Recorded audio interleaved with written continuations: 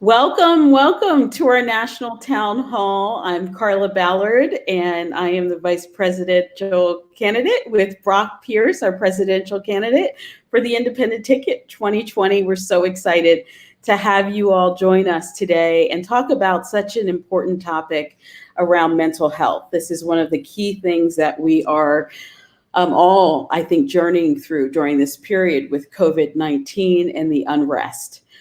With that said, we have two incredible guests that are joining us.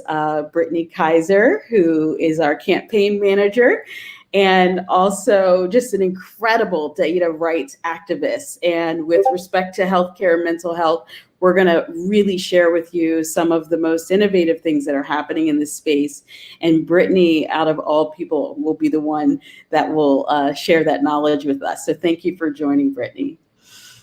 We also have Catherine Ames, who is a professional counselor, and I happen to have known her for over, I won't say how many decades, but just really impressed with much of the work that she's done throughout her career, also standing up for young children who are in very vulnerable conditions, and you can only imagine now what's happening as a result of the atrocities that we've seen around health inequity. And Catherine will bring to light some of the incredible things that we can begin to think about as we're managing through this journey on mental health. So thank you guys so much for joining us. All right, well, let's get started. There's some very key things that I want to share. And before we dive in, please feel free to go to the bottom of your screen and ask some questions. What is so important to Brock and I during this process is that we get to hear from you directly. We get to have an opportunity for you to chime in, for you to speak to a lot of the challenges you may be addressing currently within your local communities. So do not hesitate to ask a question. We'll save time at the end to do a Q&A, and we will be able to respond to you and be able to speak to some of the things that are very crucial for you during this period. Okay, so let's start to talk about framing this, right? Mental health and well-being are key issues for our campaign because these issues intersect with almost every other area of society. Creating solutions in mental health will therefore help us obviously solve some of the other systemic issues that our nation's facing. And we're seeing that again with the level or unfortunately, the gap in services amongst many community members that do not necessarily have the wherewithal to afford some of the top healthcare in this country. And one of the first things that I want to address and just speak to is our systemic redesign challenge and transforming how America treats the mental health and well-being of our individuals and our country will be key. Some of the challenges currently, we have a healthcare and psychiatric system with many vested interests. We have hospitals, we have insurance companies, we have big pharma. They're all invested in the system.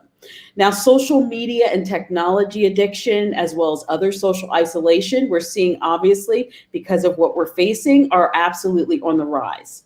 Mental health emergencies are often being addressed by law enforcement rather than healthcare professionals and care providers, resulting in the de facto criminalization of mental health, which we will absolutely get into later on in the conversation. Now, the stigmatization of mental illness and of anyone who is seeking help for their mental health and well-being is also an issue.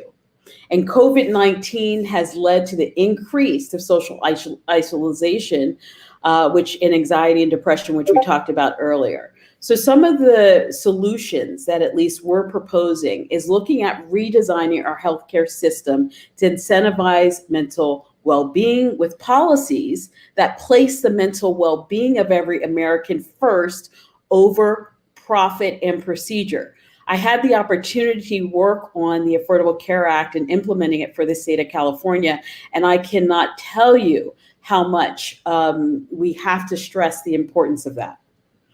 Creating federal initiatives within our education systems and cities, for example, the Parks and Cultural Arts Program for the community, to encourage community activities and overcoming of tech and social addiction. These are some things that are happening now, guys, on the rise now more than ever, because many of our young people and adults are stuck at home. One of the key solutions, too, that we're excited about is creating a national hotline for emergency and non-emergency mental health issues or problems. Now, I will say this, from NAMI to our United Way, there are many organizations who have absolutely worked very hard, especially now, to address these issues. But we believe we, as a federal government, need to also step up in that space. Destigmatizing mental illness and those seeking assistance for their mental well-being or health through reforming our educational approach to mental health. That's one thing that we really want to hone in on. How do we begin to take the stigmatization of mental health and make it something that we can all embrace so that we can enjoy a very, very healthy lifestyle? And this will also involve creating a national initiative and program dedicated to improving the mental health and well-being of every American. So I want to kind of set the stage and now start to really dive in with Catherine a bit. You know, we have been journeying through this process, and one of the number one things we hear from parents are, oh my God, you're kidding me. You're at home and I have to now figure out, the children are at home. I have to figure out, how do I have, in-home classes? How do I still work and have a job to even support my family? And how do I even self-care in the midst of this? So, Catherine, can you share with us your journey, frankly, personally, and then some of the things that you might advise many families? Yeah, absolutely. Thank you for having me. It's really a pleasure to be on here. I think when you think about the pressure right now that parents are under, it's a really important viewpoint to think about how teachers often feel and how school systems feel. They feel like they have to cover everything, and yet we're missing critical components, one being mental health. So I think if we weren't in a situation of COVID right now, one of the biggest things I would say is we need to make sure that mental health is a part of our norm. It is a part of our discussion, health and well-being.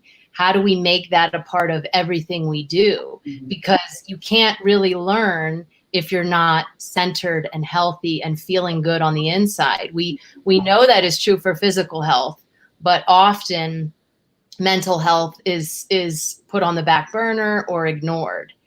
Now we get to this situation where families are now in that position to say, geez, I got to look at all these aspects, right? And now I have to work, I have to pay attention to my kids and during the day and make sure they're doing their work and they're feeling okay.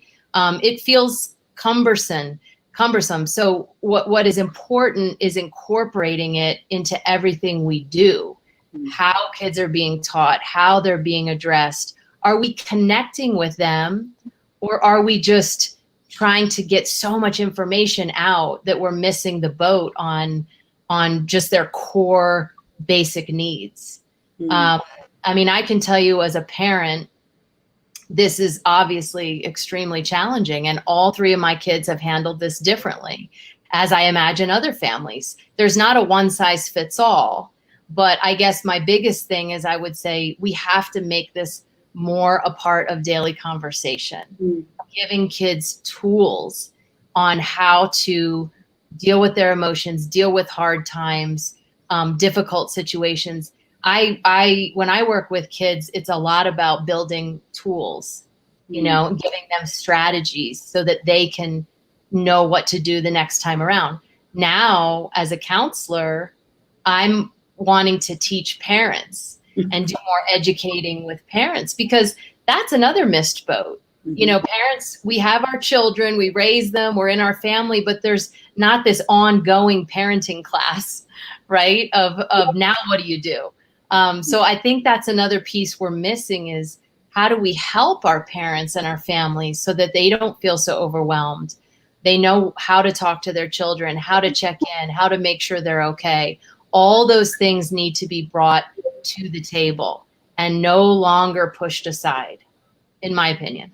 No, this is fantastic. We already have 3 questions. We'll get to that later on in the conversation. I think it's powerful what you said.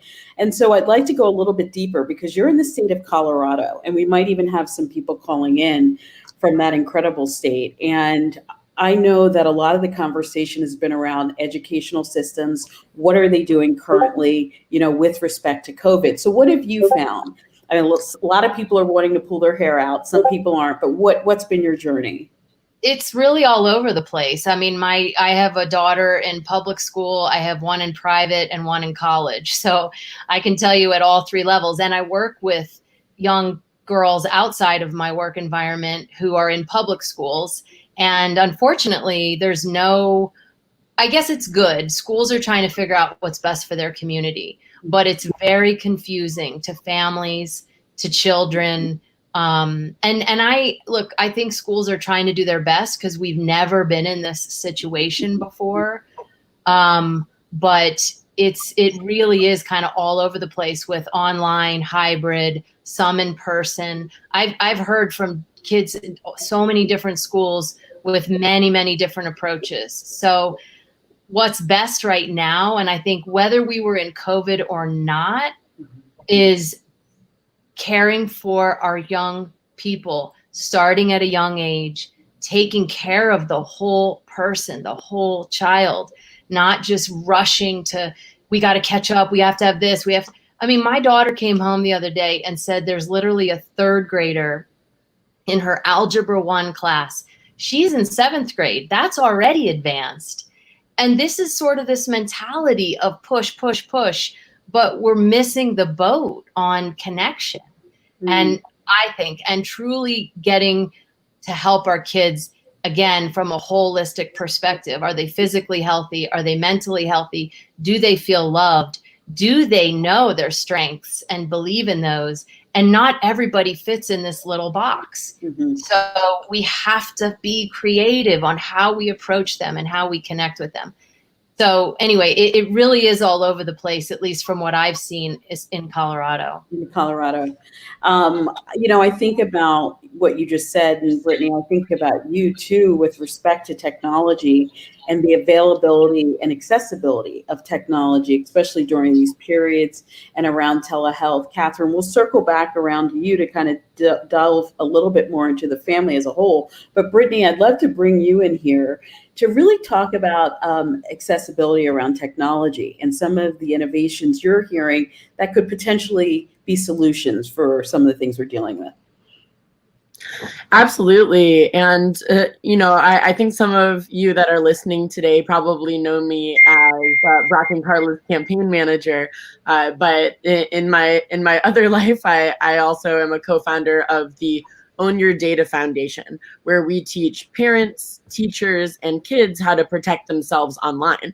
So alongside the mental health conversation, especially during this time of COVID, where everyone is stuck at home and has had to completely change up their lifestyle, one of the things that we have found is that now more than ever, kids are on devices all day long. And even if their parents didn't allow them to do that before, now that they can't go out and play with their friends, go physically to school, go to summer camp, all of these things have been taken away from them. So therefore, they're allowing their kids on devices more and more, and they're more vulnerable, therefore, to having the mental and physical addiction to devices, to being targeted on social media and with inappropriate advertising. There are all of these things that now create more issues, not just for mental health, but physical well-being for people around the world, where all of a sudden we're plunged into a completely digital life that no one was really ready for.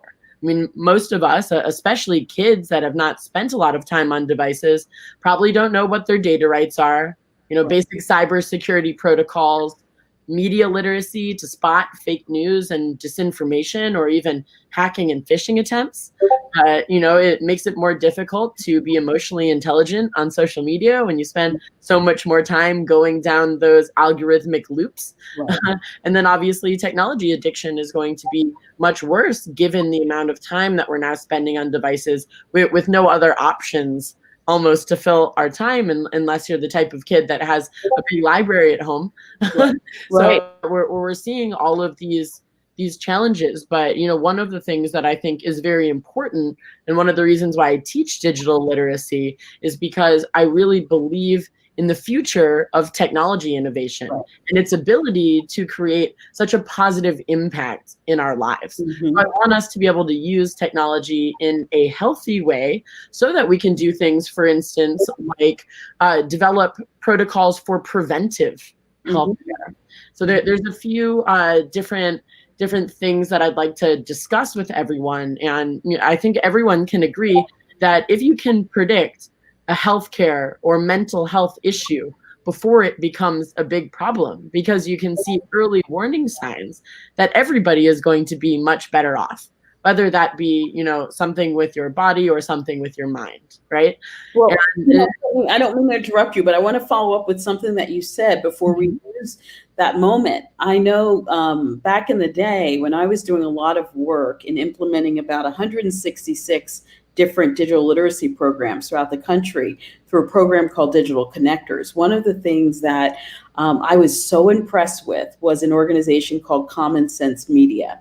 And so I know with our, what we would love to do is bring forward and raise the type of conversation you were just having with us right now, right? To make sure that as Catherine, as a mom, but also a mental health practitioner and other families, can you share with us some information regarding what we should be cognizant of in terms of resources out there for the families? Because you're right, children are online now more than ever, whether parents know it or not. They are on their phone, and there could be some phishing. So can you share a little bit about what's out there? Yes, of course. And I'm so glad that you mentioned Common Sense Media. Jim Steyer, who founded and runs Common Sense, is an incredible person. And Common Sense was one of the many groups that fed into the curriculum that I teach. So what we do at the Own Your Data Foundation is teach something called DQ, which, just like IQ or EQ, it means a digital intelligence quotient. And it's something that a lot of the world's top advocacy groups and think tanks and technology universities and ministries and government departments of technology and innovation collaborated on for over 10 years to develop this indicator set. And so the best resource that I can really offer is, a variety of pointers, of course, but there is an 8 to 10 hour program, depending on how long it takes for certain kids to go through the program. But it's a gamified platform where they can spend 8 to 10 hours of their free time over weeks, over months, depending on what their schedule looks like. And they can start to test all the different facets of what it means to have digital intelligence. Mm-hmm. And it'll teach you hints and tricks. Like, for instance, someone might not know that it's a bad idea to put your birth date in your password. That's a very, very simple example. Also, it teaches you why you might see certain ads or certain pop-ups and how to block that, especially on your children's devices. If I'm talking to a parent or a teacher, how to use safe platforms and how to set up all of those settings to make sure that there's no inappropriate information or targeting that gets to children. Right. A lot of the big tech companies have implemented child protection standards, not just because they're legally forced to by the law, but they've put out tools that are specifically for parents and teachers to help protect children when using devices. Well, but it's a whole thing. But Brittany, phishing is one thing, and then I'm going to go back to you, Catherine, but the mental health aspect of getting addicted to digital literacy is what I'd love for you to kind of share with. What are the resources you've run into to make sure during this period our children are not getting addicted? And this is something that our administration will absolutely, Brock and I both have technology backgrounds, and we're really committed to making sure that technology is used in a healthy and productive way. So what are some of the things you might be able to share? And then Catherine will go to you to make sure children aren't getting addicted. Yeah, I think it's very important to think about some of these hints and tips, which mostly come from the Center for Humane Technology. If you know Tristan Harris, he's an incredible person where his team has done tons of research into what actually makes us physically and mentally addicted to our devices. And so, for instance, what you might not think about is all of the beautiful fluorescent colors that are on your display screen are there in order to make you click on things more often. So did you know that on most phones, you can turn your phone to black and white? And that vastly reduces the amount of times that you pick up your phone unnecessarily.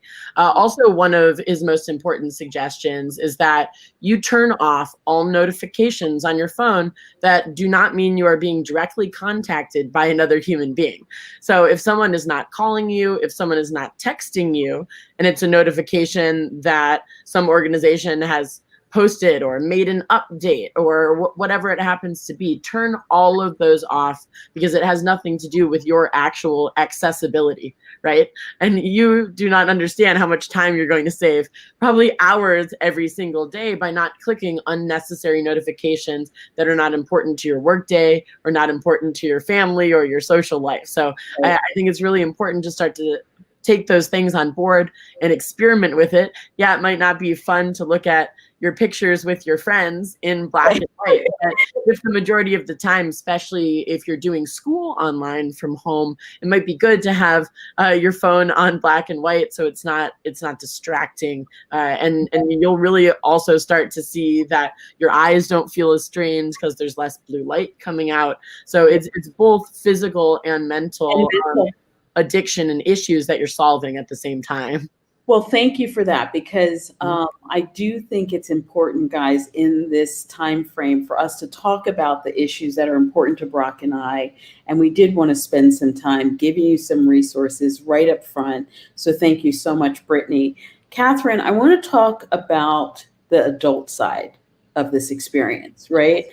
Because when you're dealing with mental health, especially during COVID-19 or just in general, there's domestic violence that's on the rise. There are individuals who have journeyed through addiction and they're dealing with not having that connection with community as much as they might have had. That could have helped them in many ways to curb a lot of the journey of addiction. What are some of the things that you're seeing? What are some of the things that you may share regarding the adult aspect of this journey?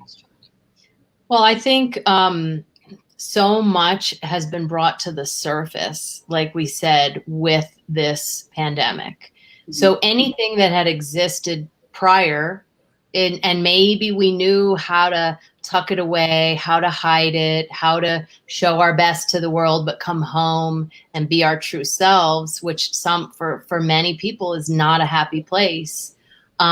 This forced us to really be in that bubble even more.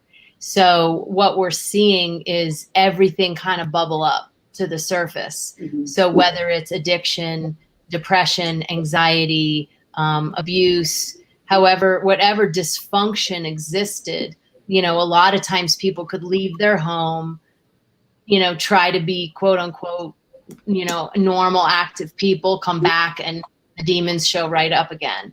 But so we're just seeing a lot, I think, like I said, come to the surface. It's a loaded question, because there's so many layers to how do we help resolve these issues. It's very difficult when we're forced to kind of be on lockdown. And I understand why. Obviously, this is a very scary situation.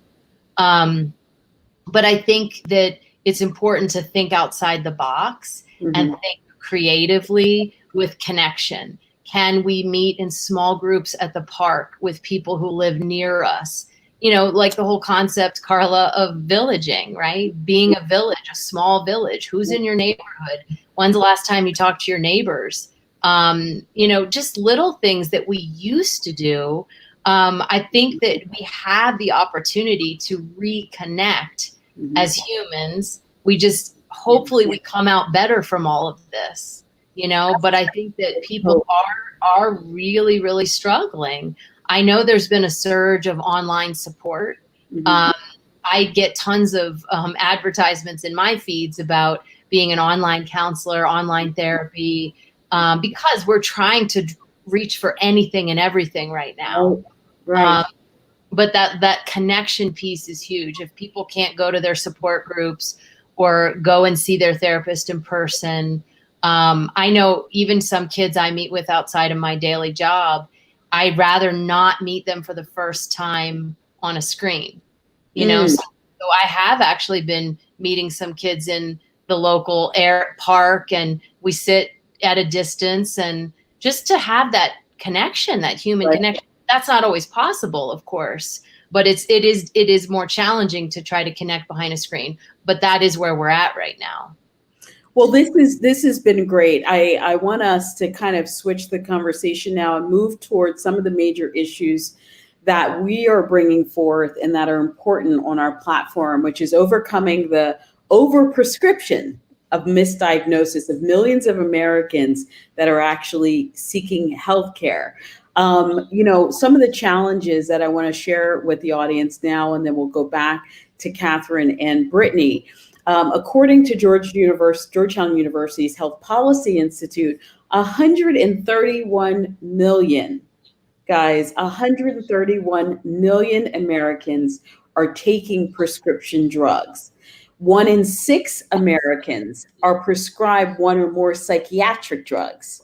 And in many cases, psychiatric drugs are not adequately treating the underlying mental health issues of our patients. And millions of Americans are actually being misdiagnosed due to the clinical and non-holistic and depersonalized nature of psychiatric diagnosis.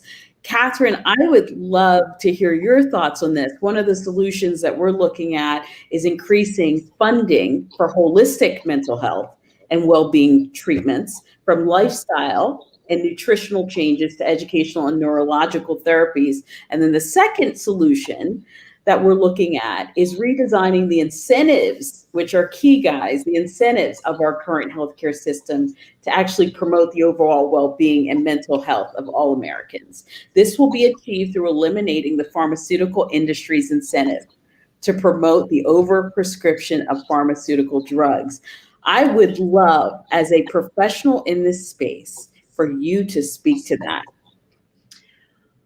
Well, again, huge topic. I think that if you look at kind of the overdiagnosis, the issue with overdiagnosis, and then prescription drugs, if you go back in time, I think even not that long ago, it's like, is this a valued issue, right? So how do we kind of put people in a category? I mean, I understand where it comes from in terms of treatment, right? Mm-hmm. How do we know what we're dealing with? How do we break down the issue? And then how do we treat? Mm-hmm. But if you look at the system, I mean, look, a lot of health insurances, if they did pay for mental health, it was a very limited amount of sessions you could get. So you're in theory supposed to be, cured with 6 sessions of treatment. Right. And to boot, if you don't want to do that, can you afford to pay out of pocket? Right. So it's a bigger issue of, where does the support come from? Can we start offering support at a young age of, again, tool building? How do we, and schools are trying to do this. How do we work with our kids so that we don't have the buildup? One of the things with mental health is, the way I see it, is it's a huge buildup of things that we've never dealt with. Yeah. Things that we stuff away because we think, I don't have time. I got to keep going. I got to make money. I got to do this. I got to do that. I don't have time, to take care of myself. Right. Did you guys just lose me, or do you still see me? You're back now.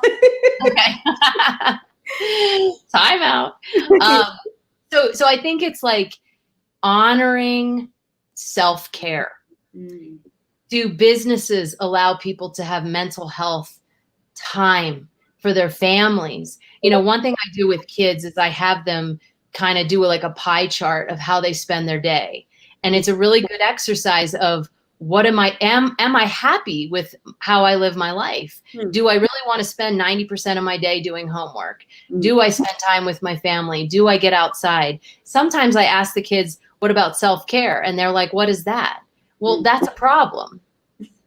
So I mean, it's a huge issue with history. So we can dive into all that, or we say, how do we move forward? Right. I think it's having discussions like this. I think it's getting help at lower levels so that our new generation of kids, they're resilient, and we give them the tools and the strengths to deal with adversity, because it's gonna happen. It's part of life, right? And then how do we help people our age and older who are struggling? I love, Carla, what you're saying about a holistic approach. It can't just be, write the prescription and see ya. You're not getting to the root if you're just doling out drugs. And we know there's other things behind that, why that happens, right?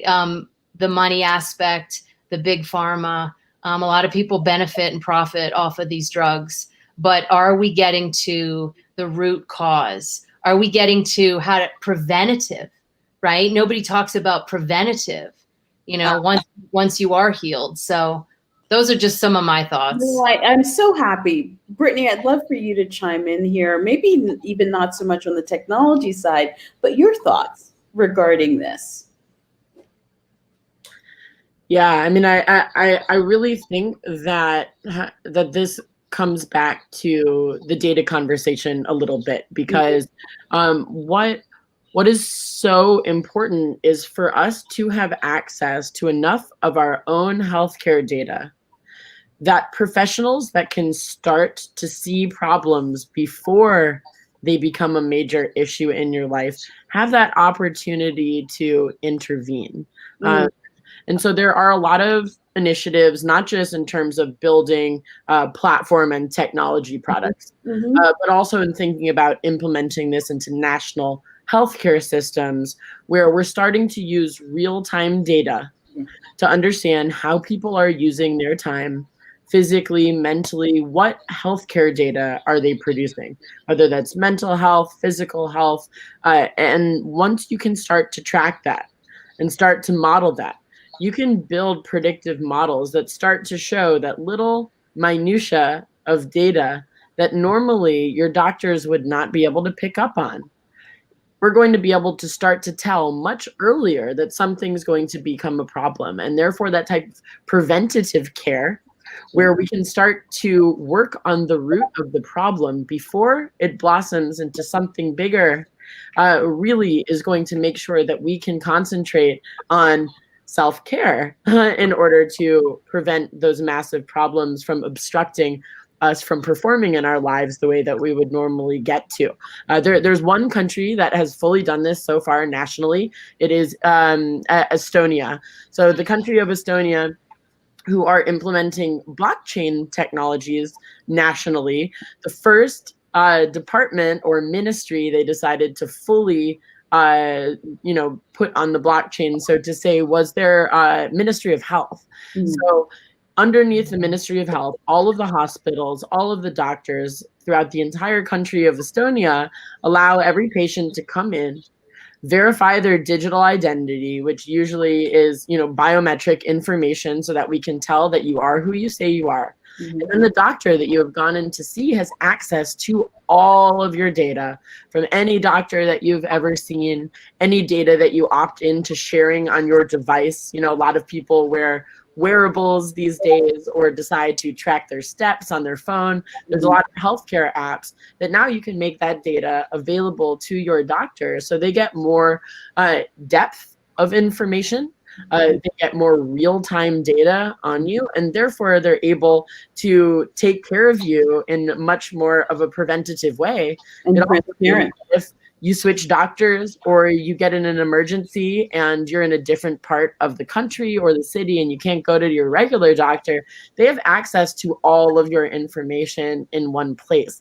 So I think those types of innovations are really going to see a steep drop in the need for prescriptions, because we're going to be able to get to the root of the problem faster and with more efficiency and accuracy. Wow. Thank you. Carla, Please, Catherine. Yeah. yeah, I think I love what you said. I'm not a big tech digital person at all. Not yet. Not yet. But I like the concept of ownership and knowing your own body. I'm a recent cancer survivor, and just going through that journey of talking to doctors. And look, I've had amazing medical people in my path, thank God. But oftentimes people are just so myopic. They think one way. This problem solved this way. This A, then B, A, then B. Not everybody fits in that category. And can we step outside of that and look at that whole person? And that really does speak to mental health, again, just to bring it back home. Because the thing about mental health is you don't see it. Something a doctor said to me recently about some reconstruction surgery said, well, as long as you look good in clothes. And I thought, yeah, but I have to live with how I look and feel behind the clothes. And it was just really telling to me about, it's all about kind of this outside perception, but there's so much struggle on the inside that all of us feel. And again, that is coming to the surface right now with the situation we're in, but we have to think differently. We have to be able to open the field of vision. I tell the students, you have to open your field of vision and see it from other angles and see people as the unique beings that they are. Catherine, that is so profound. I think that we often don't look at that, right? We are taking all of this, especially when you talk about mental health, and really just putting a quick gloss over in many ways. So if you had your druthers, especially as a mental health practitioner, how would you emphasize starting young, right? And introducing this. Speak a little bit more about this, but also for those of us that are adult age, we're walking around in society today. We go into our workplaces, maybe not technically now, but maybe next year. And we're also still in community. So how would you frame a system? Our campaign is about hearing from everyday people on solutions, right? How would you take us through a journey on, as a mental health practitioner, on what some solutions could be? Well, as I've said, Carla, starting at a young age, it's getting mental health support in the schools. In general, we do not have counselors in elementary schools. And so what happens is a lot of this work is put on the teachers, who already feel overwhelmed, and they're not necessarily trained in that. So they get a quick little, here, and do this lesson. It's just not good enough, in my opinion. So you start young, you build those tools, build connection. And I think also for adults, it's about honoring that this is a part of our story. Just because someone walks in happy or posts a pretty picture of themselves, it doesn't mean they're not struggling on the inside. So what do we do as adults? I guess I would love to see more businesses and companies offering mental health support, encouraging wellness.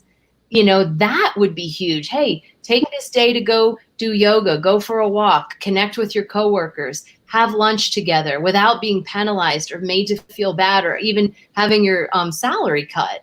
What are we doing to support the wellness? And that really, like you said in the very beginning, Carla, is the crux of so many of our issues. Why are we so angry? Why are we so against one another? Why is just the system falling apart? Well, it wasn't built on a very sturdy foundation, right? And that starts from within. So if we don't honor that individually and then on the bigger scale, we're going to implode. We're going to miss the boat. So I'd love to just see more support, more systems to help adults, young adults, college kids get that support and not feel bad about it. Feel good about it. That is powerful. That's powerful. Brittany, you started to talk about some of the wonderful, maybe wearables or things that are out there. I would love to see if you've heard anything in terms of wellness in the workplace, where technology is being used, or introduced in such a way that it's incentivizing everyday workers to do something that is healthy and mobile.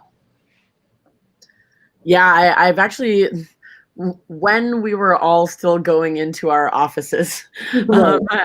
the last time we were still doing that, which I suppose was the beginning of March, I was actually constantly getting approached by people who are developing different solutions that can be licensed at the company or enterprise level, so that you can start to see the health and wellness of all of your employees, and therefore start to I suppose, develop your own indicator set internally as to how well you're doing as an employer.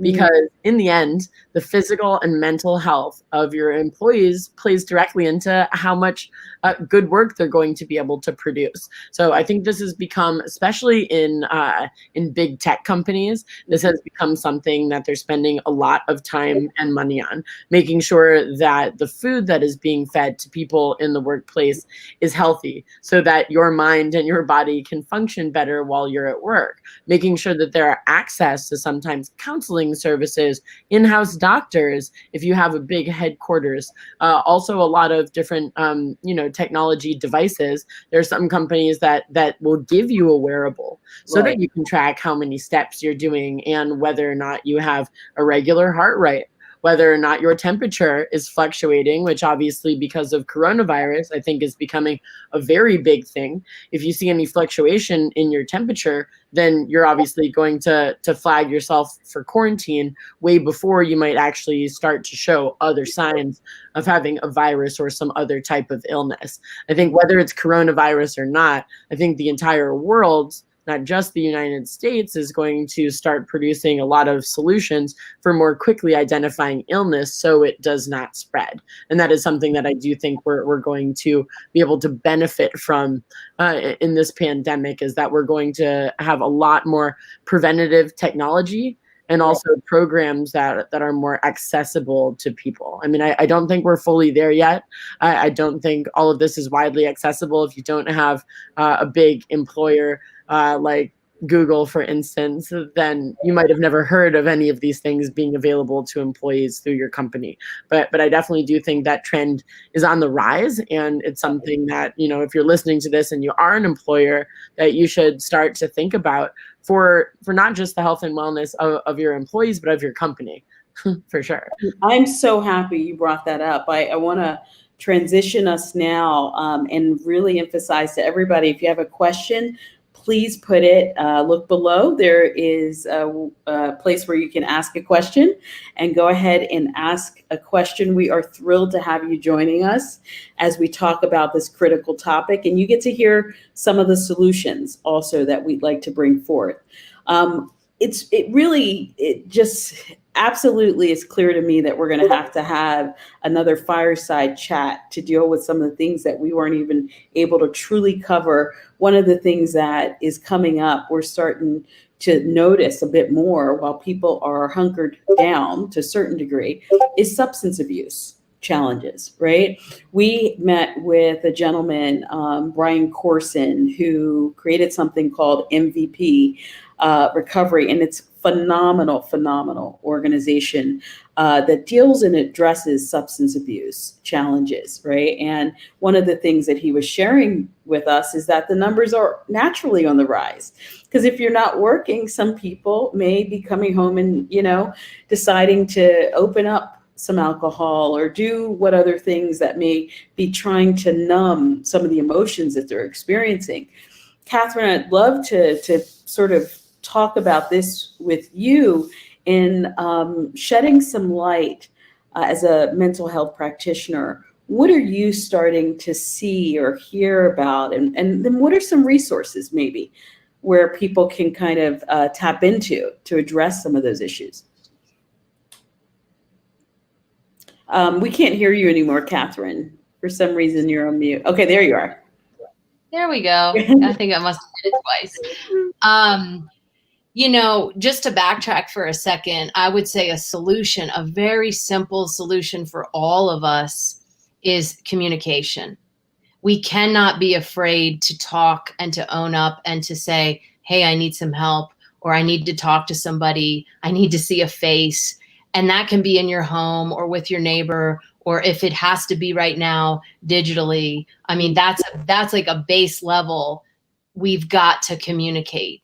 As far as, substance abuse, there are a lot of organizations out there based, depending on where you live. I know, my specialty is with teenagers. So I always give them a whole list of numbers to call. I say, make sure you have these in your phone. Everyone should kind of be equipped with numbers that you might need. I don't know, for the people watching, I think it may be area to area. And I'd be more inclined to know like the teenager support network of Safe to Tell, the National Suicide Hotline. There's bullying hotlines. There's so many 24/7 places you can call. And that's another option. If you don't have great technology, if you can't, your internet's down, I mean, maybe at the very least you can pick up the phone and talk to somebody, hear a voice. I think connection, any way we can find it right now, is key, and communication. We have to learn to own this stuff, to acknowledge it, acknowledging it that this is real, and then get that help that you need. I think the substance abuse piece is quite scary. The abuse piece is quite scary. What is happening behind closed doors? And the fact is, this has been happening. We should be paying attention to this regardless of COVID. Now we're all going, gee, what's happening at home? We should have been worried about that prior to the pandemic. It just forced us to stop and maybe look at our neighbors and make sure people are okay. But people aren't okay right now. A lot of people aren't. And so that should have been, and it has been. I can't say that we've ignored it. There's tons of people that are crusaders in these areas, and I applaud them. And I hope that we can get support for them back to these agencies and communities that are trying to help people. It's key now, and Brittany, I'll have you comment on this in a second, but I want to share something that I found so inspiring from Brian Corson from MVP in Pennsylvania. Incredible model that he has stood up. So if anyone gets a chance, I think it's mvprecovery.org. But the 4 dimensions of recovery include health, home, purpose, and community. So much of what you talked about just now, Catherine: health, home, purpose, and community. And the reason why I want to bring that up is because it's so important for many of us, and for hopefully you all to understand that Brock and I don't believe we have all the solutions and all the answers. But it's important that we reach out to folks like Catherine, Brian Corson, individuals who are leading on the ground this work. And when I heard those 4 principles that he's been able to implement with the innovative model that he's created, it just blew my mind, because I said, of course, health, home, purpose, and community as a way to address some of those issues. And with COVID-19 being at home and you not being able to potentially get out there and work, some of those things are slipping through the crack. So just a bit of hope and sunshine in that space. Brittany, I want us to sort of wrap a little bit with you talking about some of the potential healthcare solutions and innovations around healthcare and blockchain, right? That's very exciting. It's very innovative. So can you share with some of the wonderful projects that you've been exposed to recently that we are looking at championing? Absolutely. And I think what is helpful, I suppose, to land the plane, so to say, for some people is to define the idea of data ownership in the healthcare space and what it actually means to own your healthcare data. We obviously touched on that a little bit earlier, but the idea that all of the data that you've produced your entire life when you've gone to a doctor's office is all in one place, plus any historical data that you have access to on your devices and real-time data that you can be producing in wearable technology or in healthcare apps. If you combine all of that all of a sudden there's a much richer and a data set with much more depth than doctors normally have access to when they just take one test that can only see where your health is at in that one period of time. It's so important when we're building artificial intelligence models and when researchers are working with data, that they have access to as much historic data as possible, not just a snapshot of what your mind or body looks like at that moment. So when we start to capture healthcare data in a much richer way, all of a sudden we're going to have a much better ability to predict ailments before they occur. So preventive technology is really there to make sure that if you are going to have a mental health crisis, if you're going to have a serious physical problem, that we would start to see the signs of that before it started to affect your life in a serious way. And I think that's where we're going to make sure that there are less prescriptions, less mental health crises, less physical health crises, because we'll know way ahead of time and we'll start to be able to treat what the actual problem is instead of needing to treat the symptoms because they've become so bad that they're now obstructing you from leading your daily life.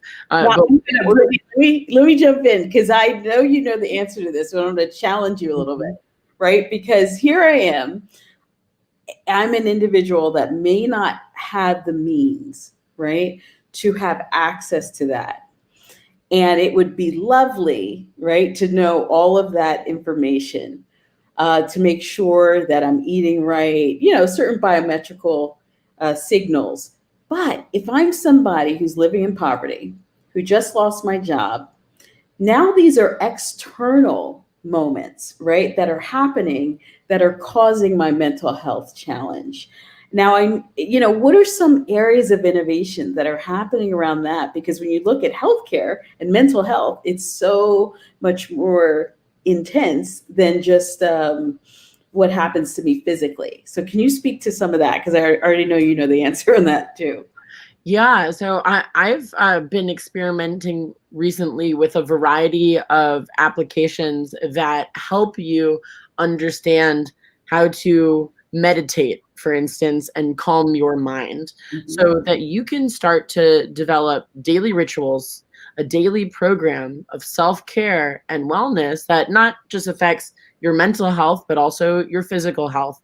And that's something that even if, for instance, you no longer had access to your device, once you've developed that program, you can always do that for yourself every single day. Of course, if you have advanced devices, that's when you're going to start to be able to read regular data and you'll be able to see if something abnormal is happening in your life. But I've been so impressed by these apps that can actually tell with your brain waves whether or not you are actually at rest and calm and collected, or whether or not you have undue stress or anxiety that is coming from somewhere. And then it can start to give you suggestions, whether it be the food that you eat, the type of meditation that you're doing, being able to separate the stresses in your life from your practical thinking and the decisions that you're making. And it can start to give you those extra ideas and pieces of support that you can implement into your daily life to make sure that you're not causing yourself extra obstacles just because you're not aware of how much something is affecting your wellness, right? Right. Catherine, I know you wanted to chime in. Thank you for that. I knew you had the answer for that. All right, go ahead, Catherine. Well, I love that. And I would also argue that we need to do that in tandem with being our own device. Because let's just say everything, gets shut down. We don't have access. We don't have the accessibility to do these things or to read all that data. I mean, I love the piece of it being empowering, and technology is so cool with what it can do. But in tandem means we use the technology if we have access, but we also, encourage ourselves. Use this brain, this technology to know our body. We rely so much in general on external resources to help us, to guide us, to tell us what to do. And really the teaching has to be from the ground up of internal strength, knowing yourself, listening to that inner voice. How are we filtering information? That's the work that nobody can take away from you, and that you don't have to buy it.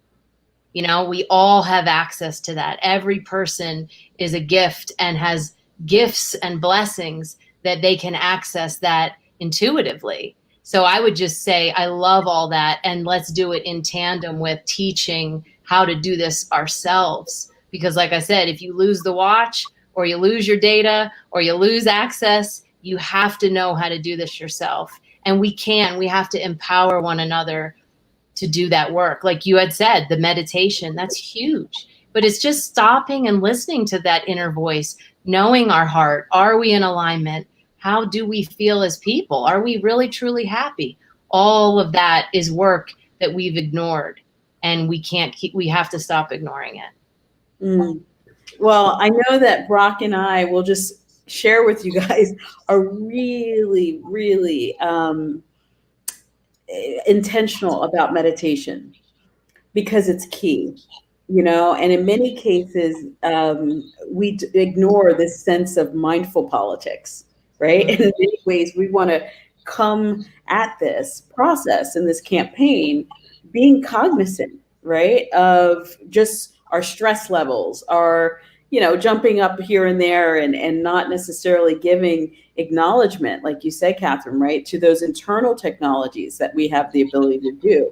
So I think that's a great point. I'm also excited, Brittany, that there are things out there, right, that we have access to that our administration will be able to shine light on, right? The one thing we have to balance, of course, is making sure that all people have access to that.